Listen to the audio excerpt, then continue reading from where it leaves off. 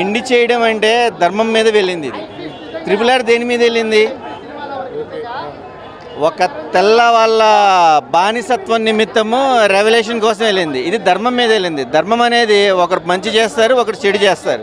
ఇప్పుడు చెడు చేసినా మంచి చేసినా భగవంతుడే నడిపించాలి. ఇప్పుడు భగవంతుడి కంటికి కనబడతాడా? కనబడ్డు. కానీ ధర్మాన్ని పక్కన వాళ్ళు మనుషుల రూపంలోనే ఇంకొక మనిషికి ఆదర్శం కావాలని చెప్పేసి ఇతను చేయాల్సిన బాధ్యతని చిరంజీవి గారికి అప్పచెప్పారు. అట్లా కంటెంట్ బాగానే ఉంది. మూవీ ఇంకా అద్భుతంగా ఉంది. ప్రజెంటేషన్ ఇంకా కొరటాల శివ గారు ఇంతవరకు ఫ్లాప్ అనేది చూడలేదు. ఈ మూవీ కూడా అద్భుత అల్టిమేట్ అనుకోవచ్చు. మెసేజ్ అంటే ఇప్పుడు అఖండ తీసుకున్నాము. దేవుడు కంటికి కనపడ్డు. ఆడవాళ్ళకి ప్రాముఖ్యత ఇవ్వాలి, దైవానికి ప్రాముఖ్యత ఇవ్వాలి. ఇది ఏంటంటే కాంగ్రెస్ యొక్క నినాదాలు ఎలా అంటే ప్రజలకు మంచి జరగాలి, ప్రజల సంబంధించిన అడవి సంపదని ఎవరు సద్వినియోగపరచుకోకూడదు, అది అందరికి ఉపయోగపడాలి. ఆ కంటెంట్తోనే దీన్ని కాంగ్రెస్ బ్యాక్గ్రౌండ్లో వచ్చిన ఇటు సినిమా నిమిత్తము మేకింగ్ ప్రకారం చూసుకున్నా కొన్ని ఎమోషనల్ షాట్స్ చూస్తుంటే తండ్రి కొడుకులు ఎమోషన్స్ కష్టం వస్తే ఎవరికి తెలియదు. ఆ ఫీల్ అనేది చిరంజీవి గారు దిట్టంగా దీంట్లో ప్రజెంటేషన్ చూపించారు. సో ఆచార్య మెగాస్టార్ మెగా ఫ్యామిలీ గురించి ఎవరో టోల్ చేసే పరిస్థితి కాదు. ఈ 2022లో భీమ్లా నాయక్ ద్వారా పవన్ కళ్యాణ్ గారు పవర్ స్టార్, ట్రిపుల్ ఆర్ నిమిత్తం రామ్ చరణ్ గారు, ఆచార్య నిమిత్తము మెగాస్టార్ చిరంజీవి గారు ఇవన్నీ అడవి నేపథ్యంలోనే తీసుకున్నారు. కాబట్టి అడవి సంపదను కాపాడాలి, ధర్మాన్ని కాపాడాలి, అందరికీ మంచి చేయాలి. So all the best movie team, Acharya team. Cinema చాలా మంచి అనిపించిందండి. ఒక సినిమాలో స్టోరీ ఉండడం చాలా రోజుల తర్వాత చూస్తున్నాము. ఇంత మంచి స్టోరీ తోటి, ఇంత మంచి నరేషన్ తోటి ఒక గౌరవప్రదమైన సినిమా అనిపించిందండి. రెస్పెక్ట్ఫుల్ తెలుగు సినిమా అంటే ఇదే అనిపించింది. రీసెంట్గా కొన్ని సినిమాలకి ప్రైడ్ ఆఫ్ ఇండియన్ సినిమా అని వేసుకున్నారు. అది ప్రైడ్ కనిపించలే, కానీ ఇందులో కనిపించింది ఆ ప్రైడ్ అండి. సినిమాకి ఎవరు అవసరమో వాళ్ళని మాత్రమే తీసుకున్నారండి. ఇందులో వాళ్ళ కాంబినేషన్ పెట్టాలని తీసుకున్నట్టు నాకు అనిపించలేదు. ఆ క్యారెక్టర్స్ వాళ్ళు అవసరం కాబట్టి తీసుకున్నారు అనిపించింది. ఆ క్యారెక్టర్స్ వాళ్ళు నిజంగా చాలా న్యాయం చేశారండి.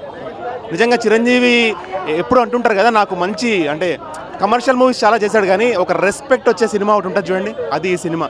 చాలా మంచి అనిపించింది. అసలు హార్ట్ అసలు హ్యాపీనెస్తో ఫీల్ అయిపోయింది.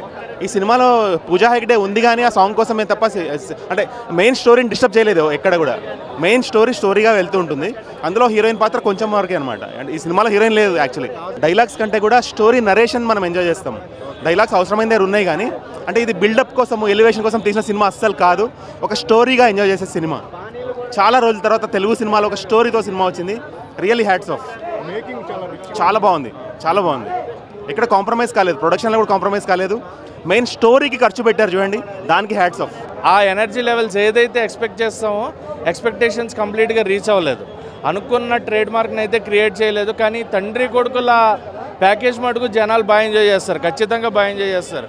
అది కూడా సెకండ్ హాఫ్ కొంతవరకే ఉండడం అనేది కొంచెం ఇంపాక్ట్. కానీ రామ్ చరణ్ కాకుండా వేరే క్యారెక్టర్ తోటి కొరటాల శివ గారు ముందు అనుకున్న సిద్ధా క్యారెక్టర్లానే తీసుంటే బాగుండేదేమో అని ఒక ఫీలింగ్ వచ్చింది. రామ్ చరణ్ గారి కోసం సీన్స్ ఎలివేషన్స్ పెట్టి కొంచెం ఓవర్ హైప్ చేసి ఓవర్ ఎలివేషన్స్ ఇద్దాం అనుకున్నారు. అది కొంచెం నెగిటివ్ అయింది మూవీకి అనిపించింది. అండ్ మణిశర్మ గారు యాజ్ యూజువల్ బీజిఎం అయితే బాగుంది. ఆయన వరకు ఆయన ఎక్కడెక్కడ బీజిఎం ఇవ్వాలో అక్కడ ఇచ్చారు. కానీ కంటిన్యూటీ ఆఫ్ బీజిఎం అనేది లేదు. మనం ఏదైతే ఆర్ఆర్ఆర్ ఆ హైలో ఉన్నామో కేజీఎఫ్ ఆ హైకి రీచ్ అవ్వలేదు. మనం ఎక్స్పెక్ట్ చేసే హై కంప్లీట్గా లేదు. అండ్ పూజా హెగ్డే రోల్ కూడా ఏదో గ్లామరస్ ఉండాలి, ఒక హీరో కన్నా హీరోయిన్ ఉండాలి అని పెట్టినట్టుంది. కానీ పూజా హెగ్డే రోల్ స్టఫ్ ఉన్న రోల్ ఏం కాదు. పూజా హెగ్డే కూడా జస్ట్ ఏదో క్యాజువల్ నామకే వాసే క్యారెక్టర్ అంటారు కదా, అలాంటి ఒక క్యారెక్టర్ని పూజా హెగ్డే తీసుకోవడం అయితే జరిగింది. అండ్ ఓవరాల్ సినిమా చూసుకుంటే యావరేజ్ ఫ్లిక్, 5కి 3 రేటింగ్ ఇవ్వచ్చు, అంత మించి అయితే ఇవ్వలేము. హిట్ ఫ్లిక్ కూడా కాదు, యావరేజ్. మేబీ రేపు ఇంకా వేరే డివైడ్ టాక్ కూడా వచ్చేస్తుందేమో టోటల్గా.